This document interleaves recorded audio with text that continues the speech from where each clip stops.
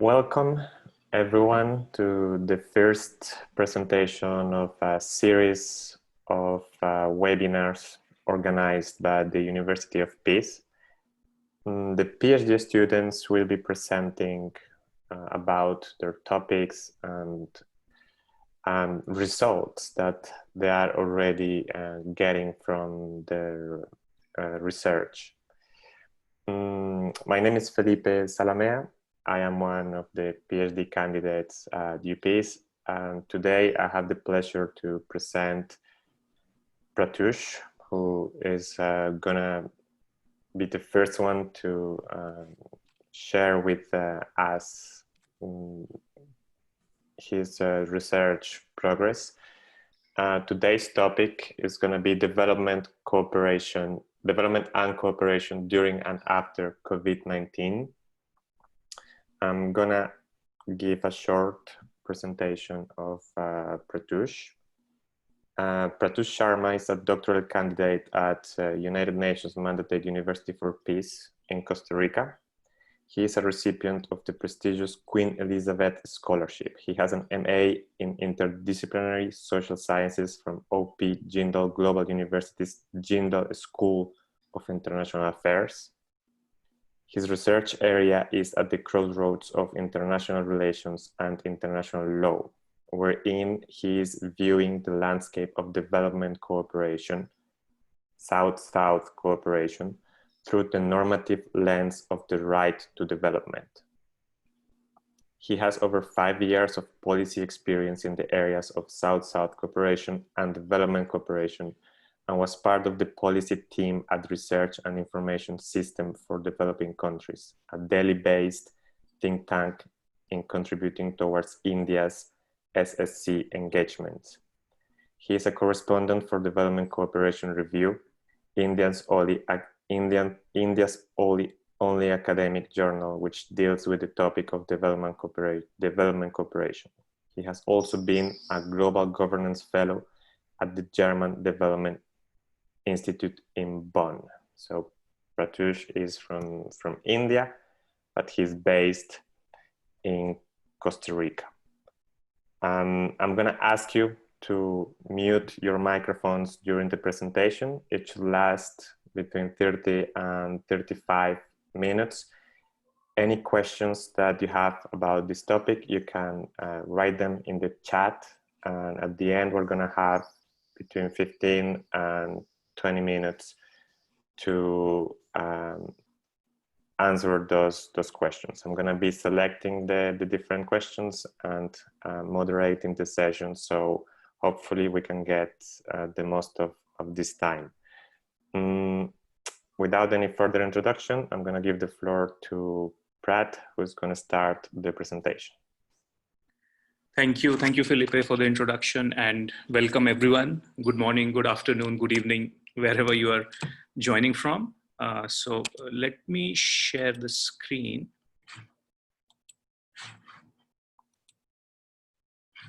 Perfect. Can you see the presentation? Yes. Okay. Yes. Okay.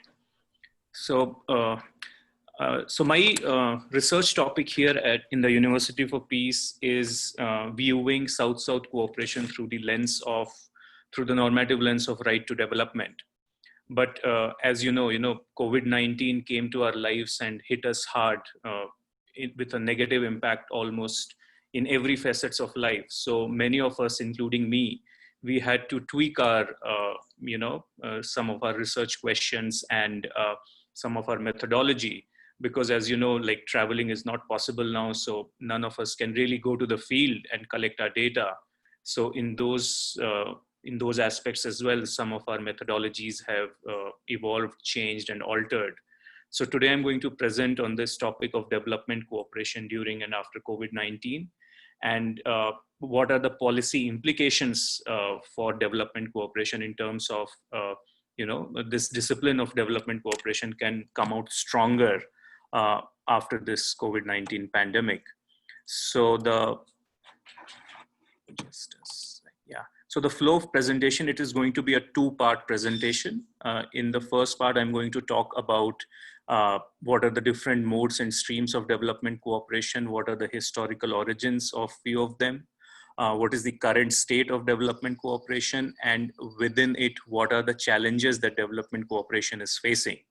And then towards the second part of the presentation, I'm going to introduce this idea of the right to development. What are the key features of right to development, and how development cooperation and right to development can be integrated together for development cooperation to be much more robust and much more effective than what it is at this moment. And then, of course, in my initial research, I have found that there is some mutual reinforcement already between right to development and development cooperation. But how can it become a legally binding instrument? We are going to see that as well. And then what are the possible way forwards? One thing I would like to tell you that as my research area is South-South cooperation, and South-South cooperation forms a part of this umbrella term of development cooperation. So through the presentation also, you're going to observe that the current state or the challenges of development cooperation are equally also the state and the challenges of South-South cooperation. So in a way, development cooperation has some commonality with South-South cooperation in terms of challenges and its current state. So maybe I'll be using the terms development cooperation and South-South cooperation synonymously, but overall it is important to realize that these are different terms, and you'll get to know the things would become much more clear through my slides. So first, in a very broad way, I would like to tell you what development cooperation is. It is basically three streams, that is North-South cooperation, South-South cooperation, and triangular cooperation. And now this South-North cooperation it has come to the scene. So the world at the moment is kind of divided between this North-South debate. So in the map, you can see all the countries that are in blue are considered to be the countries of the North. It is important to mention here that North is not a geographical North, because you can see Australia and New Zealand. These are the countries in the Southern Hemisphere, but again, they are considered to be countries of the North because they are industrially developed, and they form part of this OECD group of DAC countries, that is Development Assistance Committee. And all the parts of the world which are in red, they are the countries of the South. So North-South cooperation means when there is a development aid or flow of development aid from the blue part of the world to the red part of the world. That is known as North-South cooperation. South-South cooperation is cooperation of the southern countries amongst themselves. So cooperation between these red countries on their own is known as South-South cooperation. Over a period of time, this new form of triangular cooperation has come into the picture, in which one northern country, that is one blue country, along with the assistance of one red country, carries out developmental works in another red country. So that is how triangular cooperation came to the fore. And in COVID-19, we have seen few examples where some of the countries of the South, they have carried out assistance work and developmental works in the countries of the North. Cuba, for example, is a very good example where they sent their doctors to Italy when Italy was really under a big strain of coronavirus. So, and there are a few more examples of South-North cooperation. So these are the different streams or different modes of development cooperation. Now, in terms of origins of development cooperation, I mean, the first instance of development cooperation came in form of, you can say North-North cooperation, because it was after the end of the Second World War, Europe was in a very bad state. It was decimated because of the war. So basically, it was the Marshall Plan, which was started by the US government for the reconstruction of Europe. So that was a kind of a North-North cooperation, but it can also be understood as a start of North-South cooperation, because then it developed into this idea of development aid to the countries of the global South. So once the reconstruction of Europe was completed, or satisfactorily completed, the development aid started going to the countries of the global South. And then over a period in 1940s, 50s, and 60s, and to the 70s, many countries in the global south, say in Asia and Africa, they started to get their independence, and they realized that they are into the system which they did not create, because all the international institutions, be it United Nations or the Bretton Woods institution of the World Bank and IMF and WTO, all these were instituted when many of the southern countries were not even independent. So when they got independence, they realized that their development is is controlled by the countries of the north. And as the development aid had started to the global south, the south started to suffer from a lot of conditionalities. And these conditionalities were not only political, but sometimes it was policy relevant conditionalities as well. In that, what happened was, many of the northern countries, they said that we are going to give you development aid, but then you have to do certain things, and those prescriptions were given to the countries of the south. And that really played havoc with the development of the south. There are lots of examples and lots of research and lots of case studies which talk about these conditionalities, like PL 480 wheat in case of India is a classic example. When this was at the height of the Vietnam War, or the US war in Vietnam. So like many countries in the world, India also criticized the US government for what it was doing in Vietnam. And in retaliation, the food aid that was being given to India, it was cut short. And when the Indian government inquired as to why the PL 480 wheat has stopped, the government in US at that time, they just flatly said that you need our food, so you need to keep quiet in terms of what we are doing in other parts of the world. So these kind of conditionalities were very prevalent. Tazara is another example in Africa, where Zambia and Tanzania, they wanted to create a railway line, but World Bank decided not to give the financial assistance for that railway, for a whole lot of other reasons. So from these experiences evolved this idea of South-South cooperation, where southern countries within themselves decided that we need to have, or we need to cooperate amongst ourselves, and we need to follow certain operational principles which should be bereft of these conditionalities and lots of other things which were seen as a problem for southern countries in terms of development aid. So the operation principles of South-South cooperation are that it should be demand driven. It simply means that one of the countries of the South should demand from the other southern country that, hey, we need certain developmental activities. Can you please help us in having that? And of course, then there is respect for national sovereignty, political and macroeconomic non-conditionality, because South-South cooperation originated from this problem of conditionality that was imposed on them. And it has a spirit of sharing. It is a solidarity-driven model, and also mutual benefit is an important aspect of South-South cooperation. Now we are going to see some of these principles, how they have become problematic in present times. We'll see that how some of these principles are kind of following the same trajectory of North-South cooperation, and which is troublesome. So we need to have this normative framework through which these things can be taken care of, or at least it can be reduced to a greater extent. Now, what is the current state of development cooperation? ODA, that is the official development assistance, which the countries of the North give to the countries of the South. So it is an example of North-South cooperation. In 2018, it stood at 149 billion, which was down by 2.7% in real terms from 2017. Now, this 2.7% might sound a very negligible amount, like it's a small number, but then you have to see it in a larger context, where in 1970s, countries of the North, they themselves had decided that the development aid from each of those northern countries to the South should be in tune of 0.7% of their gross national income. Now, the above figure is only 0.31% of the combined GNIs of the global North, where it should have been 0.7. So in a way, it is 50% less than what it should be. And in recent times, it has been only Scandinavian countries and United Kingdom which has reached this figure of 0.7% of gross national income. So still most of the countries of the global North, they are not meeting their self-professed claim of reaching 0.7%. Similarly, humanitarian aid has fallen by 8%.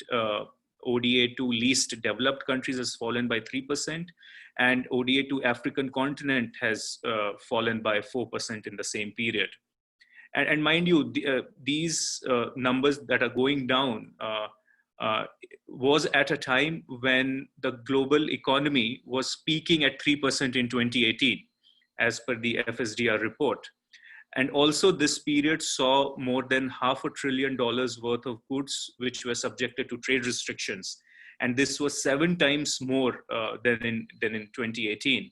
So these kind of things have already been happening. And if we see in the first 6 months of 2020, the bilateral aid commitments have stood at 22 billion, which is lower than 36% when compared with the same time period in 2019.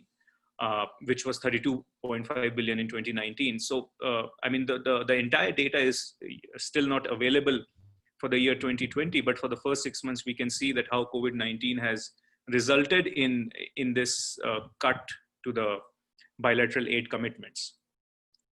Now, and the current state when it comes to South-South cooperation is kind of a mixed bag. So in a way, South-South cooperation is plural, is diverse with sectoral specificity, and it is constantly evolving. South-South cooperation has taken place since 1940s in a small level, you know, when the geographical spread and the quantum of South-South cooperation was little, but over a period of time, it has increased to quite a good level. Since the global financial crisis in 2008 and 2009, the North really took notice of South-South cooperation, and South-South cooperation became much more visible. Another reason for this was the economic growth that was taking place in some of the major southern economies like China, India, and the BRICS economies.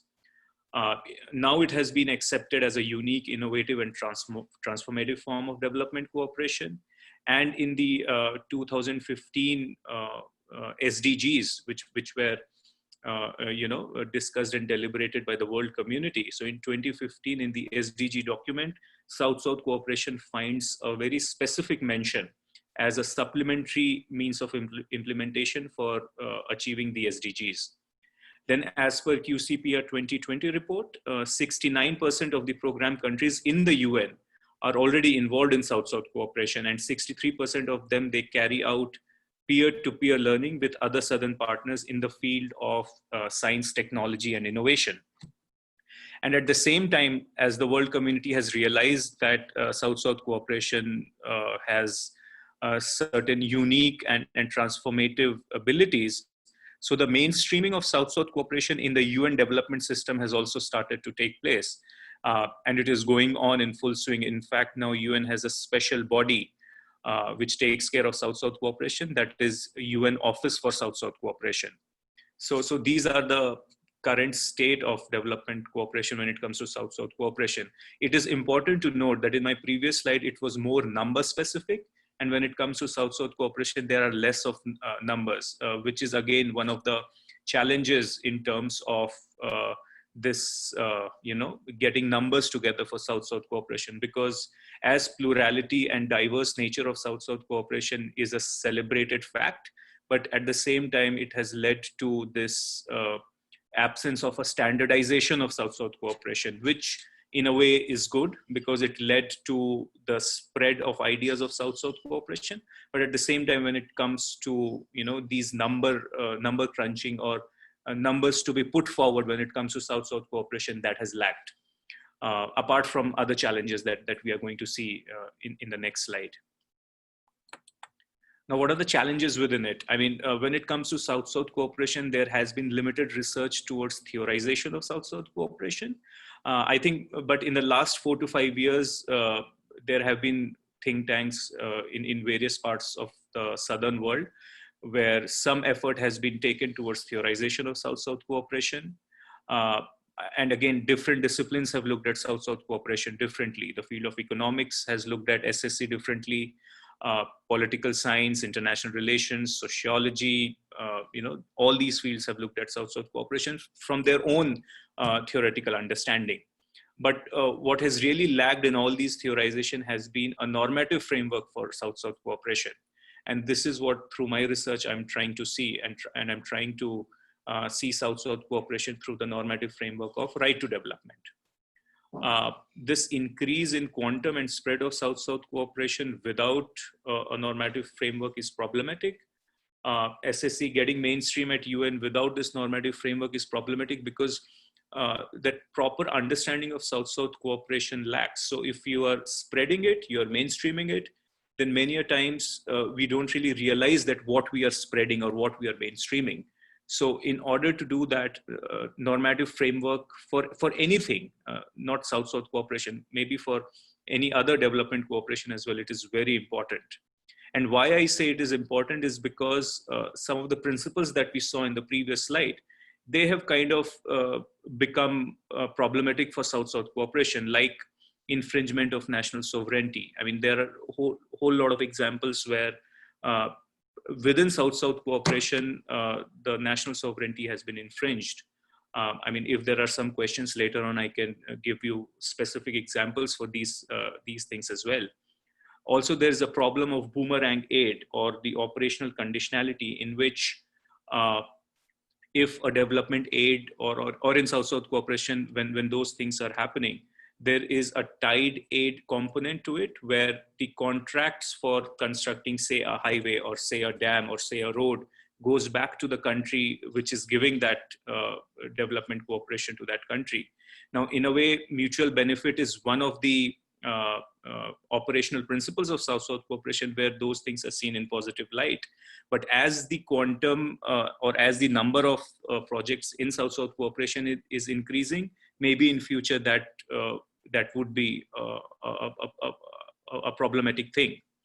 Also, there are conditionalities which are disguised in nature. Like I'm sitting in Costa Rica at one point in time, Costa Rica used to recognize Taiwan as a country. But then, China came with a lot of, I would say, a lot of money or a lot of developmental projects for Costa Rica. And many of and it is said that, then the Costa Rican government changed its allegiance to People's Republic of China. So, and then China has done this in quite a few number of countries and a lot of Pacific Island nations. So those kind of conditionalities which are disguised in nature is also has become, unfortunately, a part of South-South cooperation. Then there are problems of financial and debt unsustainability. I mean, most importantly or most popular example is this Hambantota port in Sri Lanka or some of the electricity grids in Laos, where China provided those things, but as it became unsustainable financially, so the ownership went back to the Chinese companies or the Chinese government. And then there have been allegations of land grabs against China, against India, which has created a lot of bad press for South-South cooperation. So because of these things, I believe that this normative framework is very important. Now, I believe the right to development is a right normative framework for the for development cooperation and South-South cooperation both. So let me just introduce very briefly what right to development is. So in a way, Cold War led to the split in the understanding of human rights. The Universal Declaration on Human Rights, it got split into International Covenant of Economic, Social, and Cultural Right on one hand, and the Civil and Political Right on the other.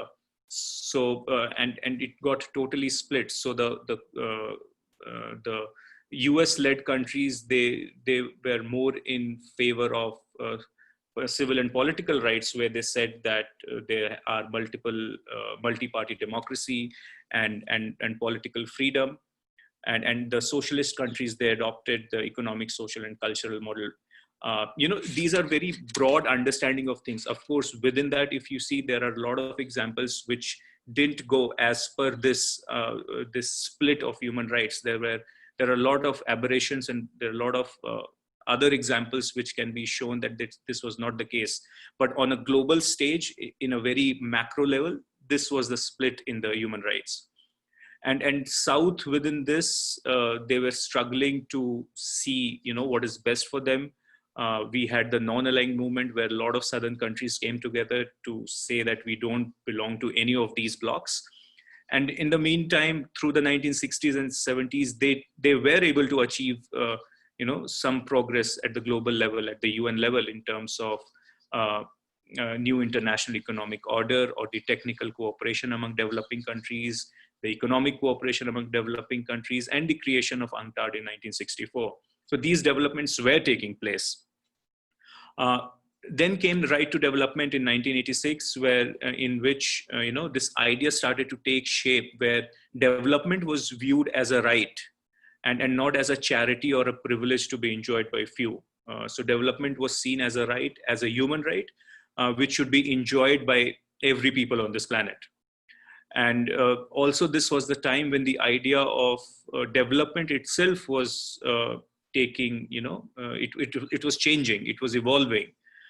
So initially the idea of development or the idea of growth was only limited to this economic or GDP-led growth.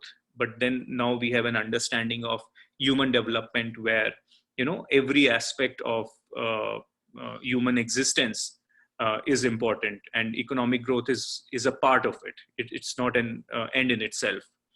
And then Declaration on Right to Development was adopted in 1986.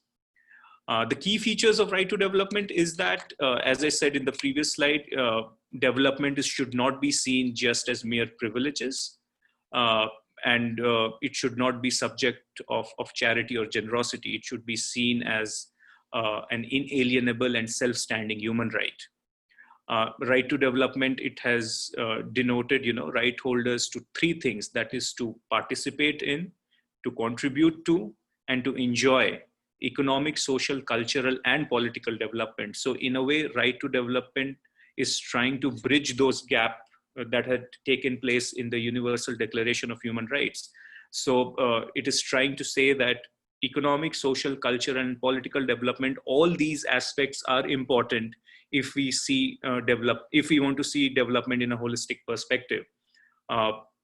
And another example, or the another key feature of right to development is this full realization of the self-determination angle to it. Because when many of the southern countries, specifically in Africa, they got their full independence, but they realized that these countries don't have an ownership on their resources. Those resources still belong to their previous colonial masters. So this element of self-determination as to what they want to do with their resources, or who has the ownership of those natural resources, that was a very important aspect of the southern plight, and that is why it finds mention in the right to development as well. Now, the other things is that, as I said, that development should be seen in this holistic perspective where economic, social, cultural, civil, and political angles should play a very important role. And right to development says that, you cannot pick and choose. Development has to be seen in a holistic perspective. And so this simply means that, the very nature of development as a human right, it cannot be realized when there are violations of other human rights. So you cannot say that, economically you're very well off, but then you have, civil, political, and some social upheavals in your country. I mean, we are seeing this in many parts of the world at the moment, where for racial justice and BAME and Black Lives Matter, those kind of protests are happening. And if you see, these countries economically are quite well off. So right to development doesn't say that economic development is not important, but then economic development can be understood to be as a starting point, and then it should go beyond economic development in the realm of social, cultural, civil, and political developments.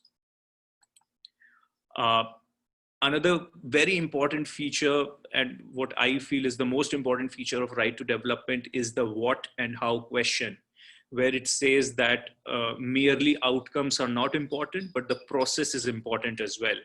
I mean, how you're reaching an outcome becomes very important as to what ways have you taken to reach that outcome.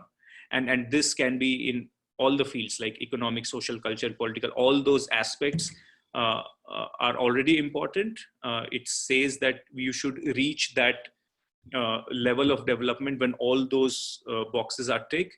But another important aspect is that how you're reaching to that development. That process or that way is very important as well. And right to development clearly focuses on the process aspect of development too. Human beings are individually and collectively the right holders of right to development. So in a way, this means that every state or like every country is entitled as an agent of all people and peoples subjected to its jurisdiction to demand respect for their right to development by other states and international organizations. So human beings are at the center of development here, and the state and the government should take into cognizance the people's people's wish, and they have to see that their right to development is not hampered by the steps they are taking, not only domestically within their own countries, but externally in their neighboring countries, in the region, and on a global stage as well. Now, this is where in the next slide, I'll tell you that what are the three-pronged level when it comes to the, when states have to respect and protect and fulfill the right to development. So the first is that the state, the domestic government, they should formulate national development policies and programs which affect the people within their own jurisdiction. And care should be taken that the right to development of the people or their own citizens are not infringed upon. The second level to it is that states acting individually, they should adopt and implement policies and programs that are strictly within their jurisdiction. So in a way, in order to meet the right to development of your own country or of your own people, you shouldn't be coming up with policies and programs which might infringe upon the right to development of your neighboring countries or the peoples of the neighboring countries. So that care must be taken. And states collectively at a regional and global level should form, these alliances and these partnerships where it should be seen that right to development is also adopted for the entire world as well. Like all these, SDGs in 2015 or the Paris Climate Deal can be seen in those lines where countries came together and then they had this understanding of sustainable development or the climate change problems that were taking place. So these can already form to be part of this, the role of duties that the states have. Now, what can be the integration of this right to development into development cooperation or South-South cooperation? So from the perspective of South-South cooperation, the partner country, that is the recipient country, acts as agents and representatives of the right holders of that country, as I mentioned previously. It simply means that, South-South cooperation must make sure that its primary concern is enhancement of the well-being of the right holders and not themselves. Like some of the tide aid examples or the boomerang aid, the problems that I mentioned in previous slide. Many a times the enhancement is for the providing country and less for the country to which it is being provided. So that doesn't fall into this category of right to development. And why is this a problem? Because in North-South cooperation, this is a very prevalent problem as to how these things have been taking place for a long time. And somehow, with few examples, with few exceptions, South-South cooperation is kind of, unfortunately, moving in the same direction, which is problematic. The state has the obligation to make sure that their SSC initiatives in the partner country does not impair or nullify partner country's obligation of realizing a right to development. It goes back to those, three-pronged approach of right to development. And similarly, what you're doing in your own country shouldn't have any adverse extraterritorial impact. And again, at a global and collective front, South-South must be operationalized at regional and global level to ensure this realization of right to development. And again, the process and the end result is again very important in South-South cooperation as well. So in a way, trade-off between a successful completion of South-South cooperation project and a human rights violation, it goes against the principles of right to development. Of course, successful completion of a project is important, but again, the ways through which, or the process that you're adopting to have those completion of projects are important as well. And no trade-off is, any trade-off goes against the principles of the right to development. When it comes to the tools of impact assessment and monitoring and evaluation, again, it must be employed to assess whether South-South cooperation is promoting or undermining the right to development. Because, this will not only assist states for better and sustainable project delivery, but will also help them in course correction. And it should be done from time to time. Of course, the whole understanding of impact assessment and monitoring and evaluation are little distinct, but even if you see it together, it should be seen that, again, the end result is important, but the process through which you are trying to achieve those end goals are important as well. And for doing that, the tools of impact assessment and monitoring evaluation will play a very important role. But again, that normative framework of right to development has to be seen. Kind of that standard has to be maintained, that, okay, if these are the standards of right to development, so we need to see that all these things are getting ticked, or all these things are getting adopted in order to get that end result that we want to achieve. Of course, then there are some mutual reinforcements in my literature review for South-South cooperation and right to development. I was able to see that there are some organic linkages already between these operational principles of South-South cooperation and these principles or the features of right to development. But these things have come about organically. It was not as if that, these South-South cooperation principles, in consultation with the principles of right to development, like they sat on a table and they decided that, we need to have these principles. So organically or automatically, originally, there are certain, reinforcements that are already there. But these are, again, not legally binding. So if any countries, if any southern country, they decide to go away from it, there is no redressal to those things. Not that those redressal mechanisms are important, but at least when it becomes legally binding, it would be better for development on the ground.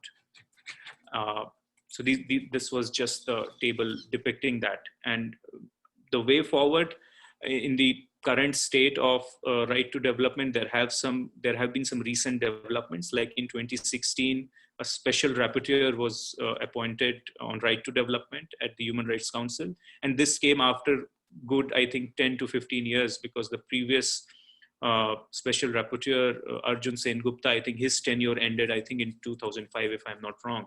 So it has been almost after 10 years that, special rapporteur has been appointed. There has been a working group towards formulating a legally binding instrument on right to development. That took place in 2018. And because this COVID situation has hit us, otherwise the deliberation and discussion for this legally binding instrument would have already taken place, or at least would have started, where, countries from both North and South would have, come to this table and would have decided as to how this legally binding instrument should be. The zero draft for this legally binding document is already out. So it is inevitable that discussion would start pretty soon. Then there is this expert mechanism group to identify and share best practices and promote the implementation of the right to development worldwide. Again, as the progress of SDG has been hampered due to COVID-19, and thus, these issues of rights and responsibilities for peoples and states are becoming more evident than ever before. The kind of examples or the kind of inequalities that had always existed in the countries, it has come to the fore in a very negative way. the kind of things that we are seeing, like in my country, in India, the migrant crisis and whole lot of things, and in other countries as well. So, I mean, researchers from long time, they have been saying that there are certain inequalities in our society, but now it is like out in the open for everyone to see. And the problems are not only in southern countries, but in a lot of northern countries as well. I mean, who would have thought that this organization of Doctors Without Borders, they have to intervene in mainland US to help and save the Navajo, the first generation people. So these examples or these things were totally unheard of. But I mean, unfortunately, thanks to COVID-19, these things are now really out in the open. And again, why these rights and responsibilities is becoming, again, very important, and right to development, I believe, is going to play a very important role in future. And of course, we need means of implementation of SDGs to be based on this normative framework of right to development. Again, more research is required.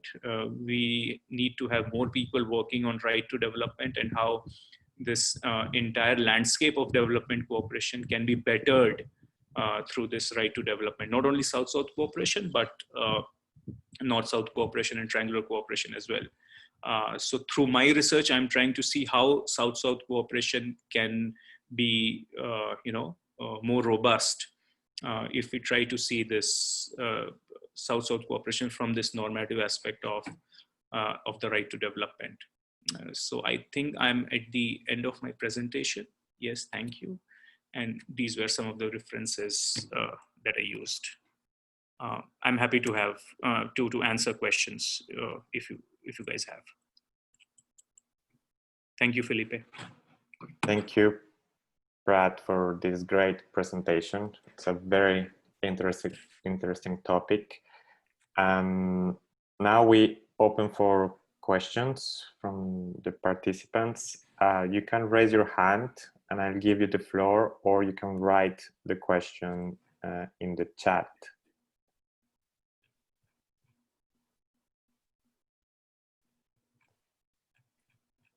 Okay, while we wait for questions, I have one for you. Okay, so we have one question. You mentioned that South-South cooperation is moving in the same direction as the North-South cooperation. Given that many development projects are funded by the IMF and the World Bank, and considering criticisms against these institutions, that their policies serve transnational corporations and the elite in developing countries rather than truly alleviating poverty, can an SSC framework really be successful within the UN system? Yeah, so thank you for this question, Katie. So yes, I mean, South-South cooperation in principle, it had came about or it originated because of these problems, precisely as you mentioned. But again, still the quantum or the spread of South-South cooperation is limited as compared to North-South cooperation. I mean, the numbers that I said of $149 billion, it is just the development aid of the northern countries, which is quite a lot. And again, in southern countries, we don't really know how much of southern countries are spending in terms of southern countries to other southern countries because of certain institutional lacuna that we have. And yes, the problems that you mentioned, it can be rectified to a great extent, not only if South-South cooperation is adopted, but if South-South cooperation is adopted through or is seen through this normative understanding of right to development. And then that right to development is equally applicable to North-South cooperation as well. So in a way, right to development can have a very positive impact on this whole umbrella of development cooperation, I would say. And yes, it can be made more positive oriented development as compared to what is happening till now. Thank you for the question, Katie. I hope I answered it. Thank you, Katie. Thank you, Pratt. Okay, now my question. So you mentioned there are organic links between right to development and the SDGs. Do you know of South-South any cooperation and South-South cooperation? Yeah. Mm-hmm. Can you provide any examples where South-South cooperation from a right to development perspective has promoted or helped with environmental conservation? That's important. Yes, that is, but I won't be able to give you a very specific example, but I can give you one general example. It was Raul Prebisch, one of the economists from Argentina, who was the first to say that, economic growth and development are these disparate ways. Economic growth alone cannot solve all the problems of the world. So that development has to be seen in this like overarching framework, as right to development says. But then at that time, right to development was not even in existence. I mean, these things in his research was done in 1950s and 1960s.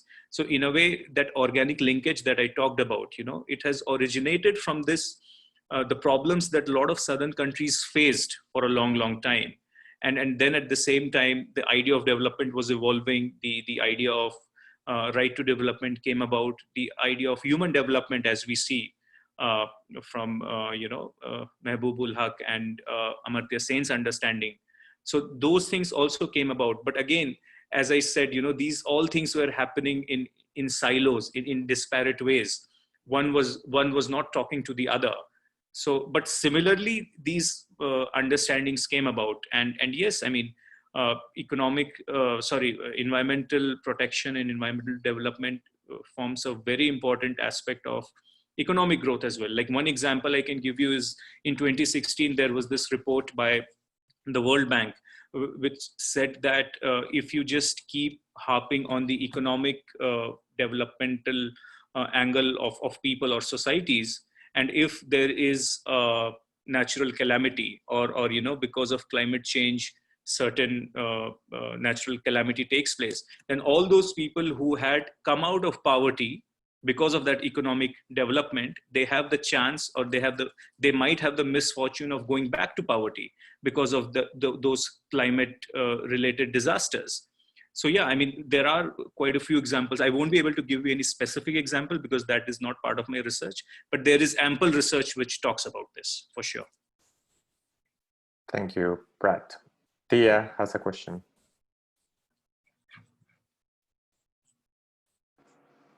Yes. Thank you very much for this presentation, Brad. It was really nice, and it kind of relates to my research interests too, in one way or the other.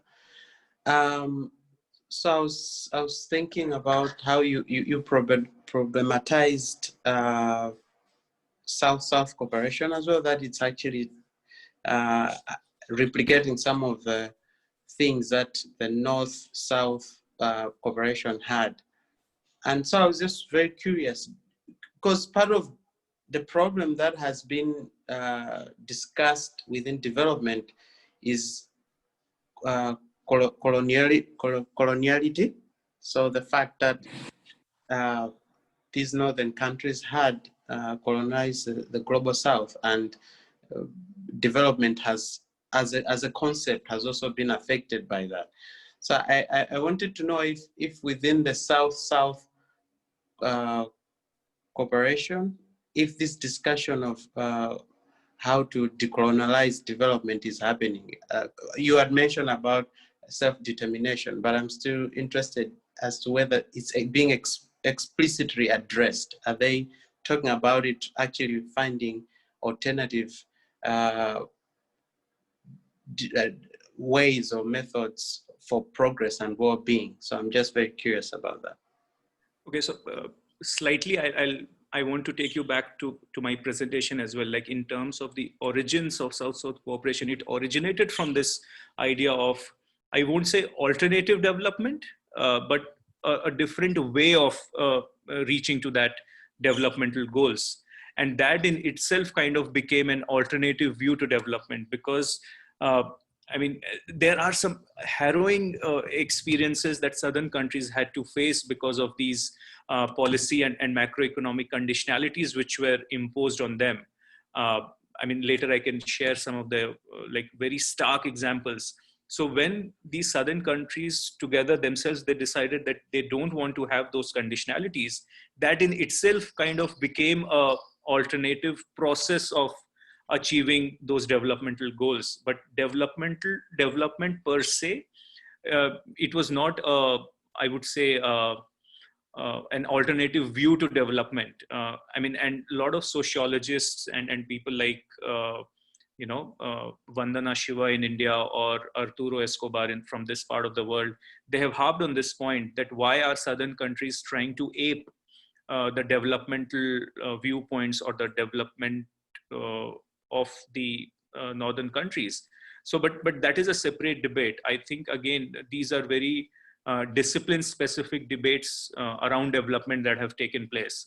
Like economists still in a lot of southern countries, they have this leaning towards this neoliberal understanding of development. I mean, if you see whole of China, though it is a communist-led government, but their way of developing, I mean, we can just call it Chinese-style capitalism. So in a way, they are doing exactly the same things that countries of the North have done for a long, long time. And also this consumption-driven economy. I mean, imagine, in countries of China and India with these big population, if that consumption-driven economy becomes a reality, like if everyone has that economic mileage to have the kind of lifestyle that we have in European or in US, it is going to be really problematic for the planet Earth. But again, how do you explain these things to the, people from China and India? Because the moment you say these things, it would be like you are imposing your ideals on the development that we want to have now. And maybe in a way, development, what we are trying to achieve is kind of similar, but then you enjoyed your life, you had a very good lifestyle, and now that when we are trying to do that, you're trying to stop us. So there are no clear answers, there are no easy answers. I mean, the debate is still on, and I don't think so anyone would have because we have sold this idea of neoliberal development so much even in our southern countries at the behest of the northern countries, that now it is very difficult to turn back the clock and say that, okay, no, have those, sustainable way of living. But again, through these research and through these developmental activities, if we are closer to that sustainable understanding of development, that is what I can say is can be achieved. So in a way, I'm skeptic when it comes to this understanding. But again, that is my belief. But then there are a lot of people who are very positively optimistic, who can see, who do see a change in future. Great. We have a question from Miguel. He's asking, what do you think about the performance that these new initiatives promoting right to development will have in the upcoming years? And what's your perspective with relation to COVID-19, specifically with health as a human right? So incorporating the principles of right to development in development cooperation has not yet taken place, or even if it has taken place, it would be some minuscule or very small examples. So and research on that, in terms of that comparative research, has not yet taken place, where a developmental activity that took place with right to development as principles and without right to development as principles. So still we have to see how well can it be incorporated into the ongoing developmental activities. And many a times these developmental activities are self-correcting on its own. Like some of the numbers that I was seeing from this portal of developmental initiatives, it talked about that for a long number of years, the budgetary allocation to health and education was going on decreasing, not only in southern countries, but in northern countries as well. But as COVID has hit in the first 6 months of 2020, the budgetary allocation towards health has gone up, which sounds very kind of what would I say? Like it should happen that way. So in a way, development activities are self-correcting. But again, my point is that had those right to development principles already been adopted, say, like quite a few number of years ago, then these the problems that we are facing now, it would have been much lesser or much reduced than what we are facing. So again, at least South-South cooperation is being mainstreamed at the United Nations Development System, and a lot of countries are adopting it. Unfortunately, right to development or the journey of right to development has just started. I mean, it was adopted in 1986, but the pace has been really slow, and only in recent years there have been some, like in somewhat positive way, those discussions have started to take place. And in these wider debates, I think these discussions are important. Once those discussions become mainstream, then, or when we try to show the positives that can be there, even if it is a counterfactual. So counterfactual becomes a very important tool in trying to convince people as to how one normative framework can become effective. So if through those counterfactuals, if this was there, this wouldn't have happened, or this would have happened. So these kind of counterfactuals are important as well. So hopefully, because of this COVID situation, this understanding of right to development becomes mainstream at the global level and at the domestic level, at the country level as well.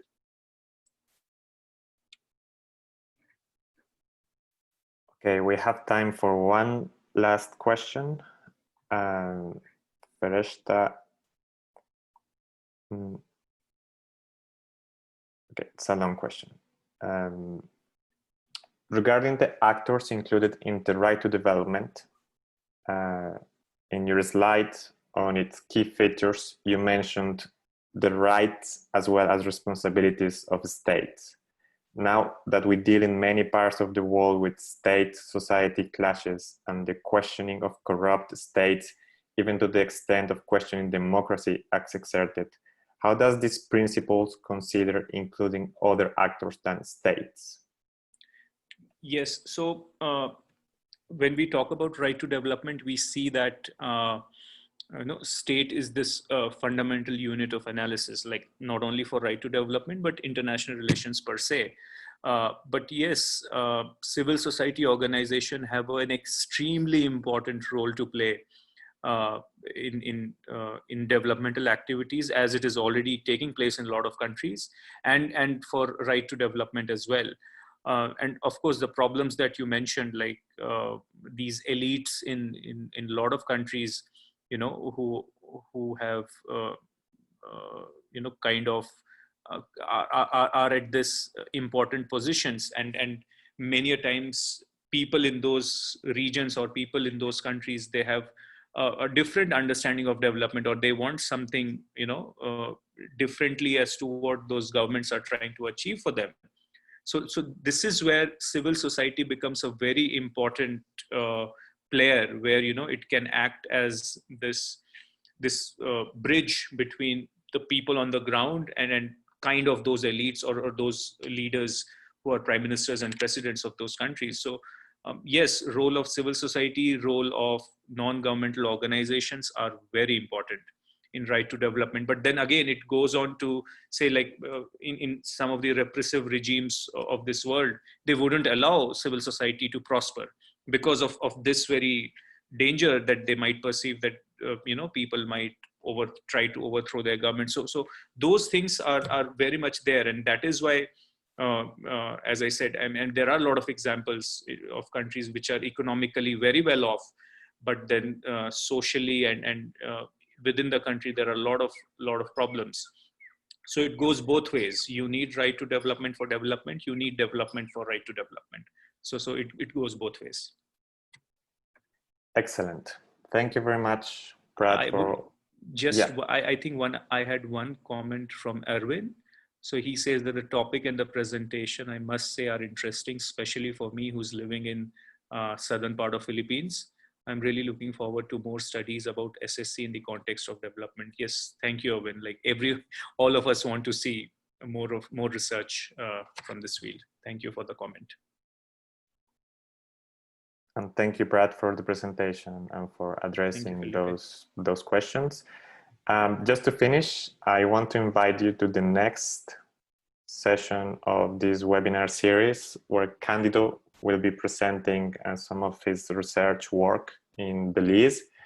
And the topic is Conceptualizing Peace Education, Lessons Learned During a Pandemic, COVID-19. So that's going to be this Friday, 10 a.m. Costa Rica time. I'm going to stop recording now.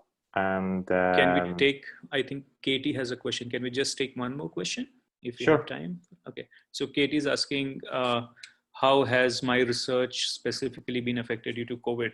So in a way, I have been, I think, positively impacted because of COVID, because my research topic has become very relevant. Again, unfortunately, thanks to COVID-19, because as I said, it has really put things into perspective. It has put things on the ground for everyone to see. So in a way, I'm in a good position to kind of convince people that why right to development is important. But yeah, I think what you're asking is in a different direction. So for me, like, it would be, I'm not able to go, because my idea was to go back to India to conduct interviews and other kinds of things. So I think that might not happen, or let's see how things progress in future. So I'm really seeing how that plays out. So yeah, in terms of data collection, that is one of the issues that I have had with COVID.